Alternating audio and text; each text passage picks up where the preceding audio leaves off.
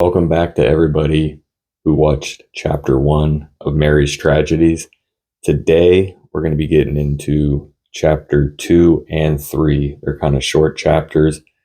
Originally, I was planning on doing it chapter by chapter, but if I just did chapter 2, it wouldn't be that long of a video, and I'm trying to do longer form content. So there's 6 chapters altogether. I've already done chapter 1. I'm going to do 2 and 3 here, and most likely 4 and 5 together, and then 6 to wrap it up, something like that. But let's dive right into it, shall we? Oh, and by the way, if you hear any whimpering or barking or something like that, it's just my pup, Dublin. Pay it no mind. With Joe still off to war, I became more nervous. I just thought that I would get a letter one day telling me that he had died. It was like a strange feeling I had on the world. I just thought that I was seeing the future. It was a weird sensation. I just wish it would go away. I have kept a journal since the dreams and thoughts started. I have wrote everything I think about. I hope Joe never finds it.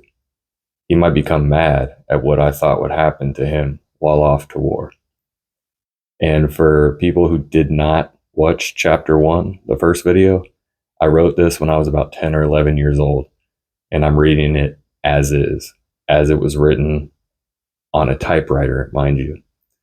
So if the grammar, what have you, if you're like, that doesn't really make a lot of sense, keep in mind, I was about 10 or 11 years old.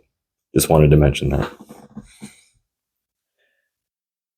The clouds seem dark today. Looks like another storm. The boys got up extra early to do their chores today because on Sundays, when they finish their chores, they get money to go spend in town for a small piece of candy or a drink. They have always liked getting money and spending it. I just like to see them happy. When they were done with their chores, I gave them their money and they went off to town to buy a treat. While they were gone, the storm started to build up. I heard big clashes of thunder and huge streaks of lightning. Lighting. I didn't put the N in there. It started pouring rain and I started to worry about the boys. When the storm really got big, I almost had a heart attack thinking about the boys. I had the feeling again surging through my body to my brain. I felt that Hunter had been in a horrible accident. He had gotten struck by the lightning and lay unconscious or even dead in the street, town. When my thought, bear with me, I'm not even sure, I rushed out of the house and got on my horse and rode fast as hell to town. When I had arrived, I saw a body in the middle of the street, laying there without movement. As I got closer and prayed for it not to be Hunter, I made out the body. It was Hunter. My thoughts were true. I felt like a psychic or something. Got off my horse and rushed over to the body. I checked his pulse and it was still going. I felt like a blessed woman. My son of all sons had lived through a bolt of lightning. I got him on my horse and rushed him to the hospital. The doctor had a patient, but I did not care. I laid Hunter on the small bed in the corner of the office. I told the doctor what had happened and asked if he could do anything to help him before he dies. He said he could possibly help him, but was not sure. All of a sudden, I remembered about James. I did not know where he was, but I could not leave Hunter here alone. As I was walking out of the small office to go look for James, Hunter came out his small coma. He could not make big movements, but could still talk, I hope. He tried talking, but could not make out any of the words. I felt so sorry for him. It was all my fault. I knew there was a storm coming and did not tell them anything about it. He seemed like he would never be capable of speaking, or a lot of other things for a while. Maybe even he would never be able to do any of those things for a while. When I asked the doctor to look after him while I was gone. I left the small office and went off to search for James. The first possible place I thought he could be was the general store. I checked there first and no sign of him anywhere. My heart started pumping harder and harder, but did not feel any strange sensations of any sort. I checked a lot of other places, but no sign of him anywhere. I got on my horse to search for him in the desert. It was a small desert, but still not a place for an 11-year-old. I went speeding fast through the hot land of no return, as they call it. I could not see a thing as far as the eye could see. It seemed like, but I still searched. A little redundant there. Then I came to a cliff. I looked up. The sun hurted my eyes, but I still looked. I could see a figure in the distance. It seemed like a young boy about James's size, with his arms up symbolizing he was there. But as the sun got out of my way a bit, I could make out that it was just a cactus. My heart felt like it had stopped. I just felt totally lonely altogether. But I still not have any psychic feelings about James coming to me yet. It was like my link with him was cut short. As I rode back to town, I felt crummy.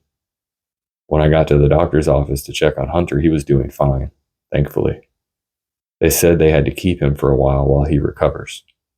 I got back on my horse and rode home in the drizzling rain. As I opened the door to my house, I remembered that Joe was supposed to send me a letter. I ran to the mailbox, and it turned out I did have some mail. A letter from the army and a rent note from Tom. I went into the house to see what it said. It read, "I regret to inform you that your husband, Joe Edwards, has been shot to death by an Indian during an ambush that was very unexpected. I am very sorry, Mrs. Edwards." After I read the letter, I fell to the ground and passed out. When I awaked, what seemed like early morning, I got down on my knees and prayed to God that everything that is happening is not real. I felt like I was losing my mind with everything that is happening. I just want to know why God is punishing me and giving me messages about the future. While I was thinking about everything, I suddenly burst into tears and started to cry my little heart out. I felt like a piece of rotten poop.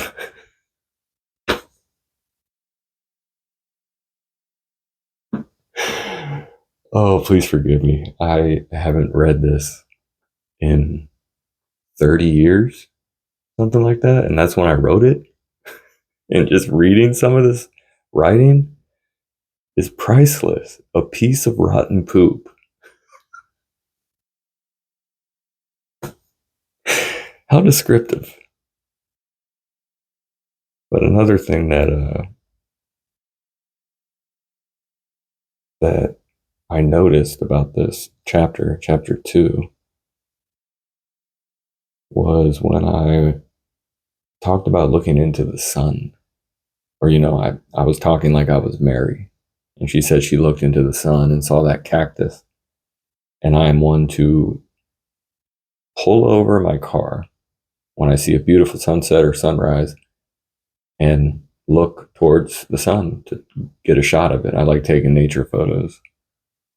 So that stood out to me. But let's get into chapter 3. While I was crying, I fell into a deep sleep. I did not know when I went to bed or the time I got up. I did not keep track of time. I still felt rotten when I went to my bedroom and started to dress. I started to remember everything that had happened. I felt so terribly bad. I thought it was all one horrible nightmare, but it wasn't. After I got dressed, I got on my horse, Snow, and went off to the doctor's office. When I arrived there, I rushed in to see Hunter. He seemed to be doing fine, but was still asleep. The doctor came in and told me what was going on. He said that Hunter would never be able to walk or speak correctly anymore. This is so morbid of a story for a 10-year-old. But he did become exceptionally smart. They had done tests over the night, and that is how they found out. They said he took an arithmetic, language arts, and map skills test and passed them all without any wrong mistakes. They said I could take him home, but would have to walk him. They gave me an old wheelchair that they had lying around. I felt so sorry for Hunter, but was thankful he was alive. We walked home with his new wheelchair. He took very long. As we reached our house, I stopped the wheelchair and gave Hunter a big, long kiss. He was the only one I had left. All my other men are dead or lost. Wow, Aaron. I did not want to tell him about Joe. He might be too heartbroken. Joe is, of course, Hunter's father. I decided to wait till the funeral. I gave him breakfast and he ate it up very quickly. They mustn't have fed him at the doctor's place. After breakfast, he decided to read a book. I gave him the one he was already reading, but he just tossed it on the floor. He scooted with his wheelchair over to the bookshelf and picked out a big book all on earth science. He started to read, so I just left him alone. When I came back an hour or so later, he had finished the book. He wanted to read more, so picked another book off the shelf. I told him that I would be in my bedroom if he needs me. He shook his head, and as I left, I was amazed at what a flash of lightning can do to one's perspective. So apparently, if I'm, reading this correctly, in context, the young son, Hunter, he was hit by lightning, lost the use of his legs, but he became exceptionally smart.